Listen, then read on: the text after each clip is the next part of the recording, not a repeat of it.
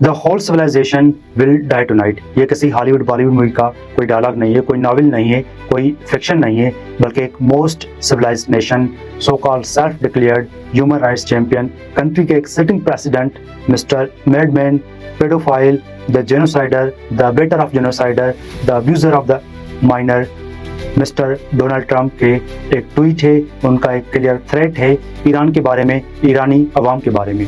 वो थ्रेट क्या है कि अगर ईरान ने आज रात यूएसए के साथ डील नहीं की, स्ट्रेट ऑफ हार्मोज को ओपन नहीं किया, तो आज रात यूएसए पूरी ईरान की सिविलाइजेशन को तबाह कर देगा, ख़त्म कर देगा।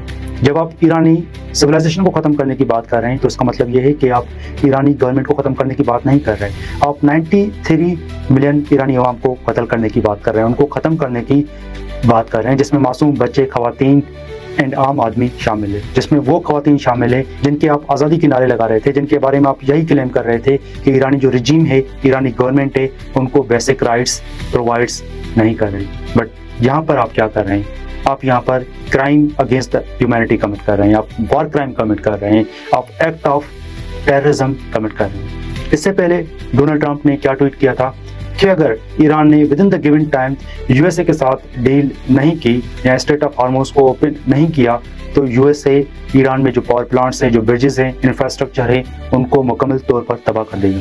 यहाँ पर इस बात का तस्करा करना ज़रूरी है कि जो पूरा इंफ्रास्ट्रक्चर है, जिसमें hospital, schools, bridges, power plants आ गए, ये इंसानों की सर्वाइवल के लिए बहुत ही ज़्यादा ज़रूरी होते हैं। अगर ईरान में आप school, hospitals, bridges, power plants को, इंफ्रास्ट्रक्चर को हिट कर रहे हैं, तबाह कर रहे हैं, इट मीन्स कि वहाँ पर ईरान में जो 93 मिलियन ईरानी लोग रह रहे हैं, उनकी ज़िंदगियों को आप खतरे में डाल रहे हैं। इसका अगेन मतलब यही है कि आप crime against the humanity commit कर रहे हैं, आप वॉर क्राइम कमिट कर रहे हैं। यहाँ पर अगर हम लॉ को देखें तो लॉ भी हमें यही बताता है, जेनेवा कन्वेंशन में ये क्लियरली लिखा गया है कि at the time of war कोई भी country school, hospital, civilian targets, infrastructure, power plants को टारगेट नहीं कर सकता, हिट नहीं कर सकता। But USA and Israel Iran में क्या कर रहे हैं? ईरान में सिविलियन टारगेट्स को हिट कर रहे हैं, पावर प्लांट्स को हिट कर रहे हैं, हॉस्पिटल को हिट कर रहे हैं। इनफैक्ट अगर हम देखें कि 28 फरवरी 2026 को जब ईरान के ऊपर अटैक किया गया, तो सबसे पहले जो अटैक था वहाँ पे गर्ल्स स्कूल्स के ऊपर अटैक किया गया, जिसमें 175 मासूम गर्ल्स थी एंड उनको शहीद किया गया था। सो अब ये क्लियर हो चुका है कि यूएसए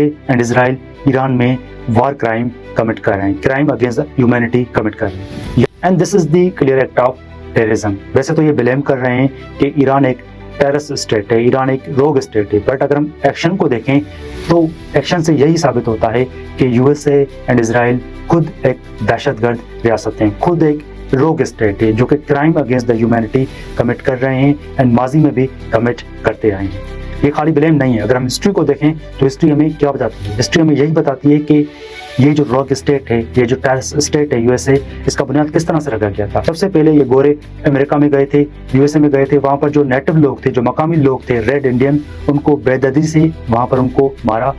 फिर उन्होंने यूएसए का बुनियाद रखा, इस टेररिस्ट स्टेट का बुनियाद रखा।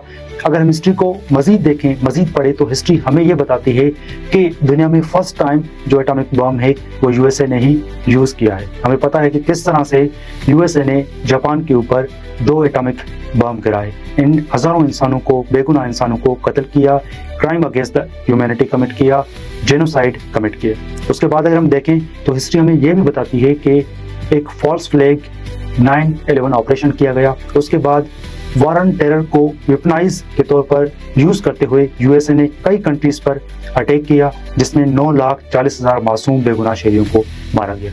Again this is the genocide, this is the crime against the humanity, this is the war crime. अगर हम रिसेंटली बात करें कि गजा में जो पूरा जेनोसाइड हुआ है, गजा में जो मासूम बेगुनाह शहरियों को मारा गया है, वहाँ पर जो मासूम 20,000 मासूम बच्चों को मारा गया है, अब वहाँ पर इजराइल को सपोर्ट कौन कर रहा था? इजराइल को मॉनिटरी सपोर्ट कौन प्रोवाइड कर रहा था? इजराइल को हथियार कौन प्रोवाइड कर रहा था? यूएसए प्रोवाइड कर रहा था। जब भी इजराइल के खिलाफ यूनाइटेड नेशन सिक्योरिटी काउंसिल में कोई भी रेजोल्यूशन पास होता था तो उस रेजोल्यूशन को वीटो कौन करता था? यूएसए वीटो करता था। तो गजा में जो जेनोसाइड हुआ है उसका जो अबेटर है हथियार सप्लायर है वो यूएसए है। इवन दो वहां पर जो मास किलिंग की है वो इसराइल ने की है, बट इसराइल के पीछे जो सपोर्टर है वो यूएसए है।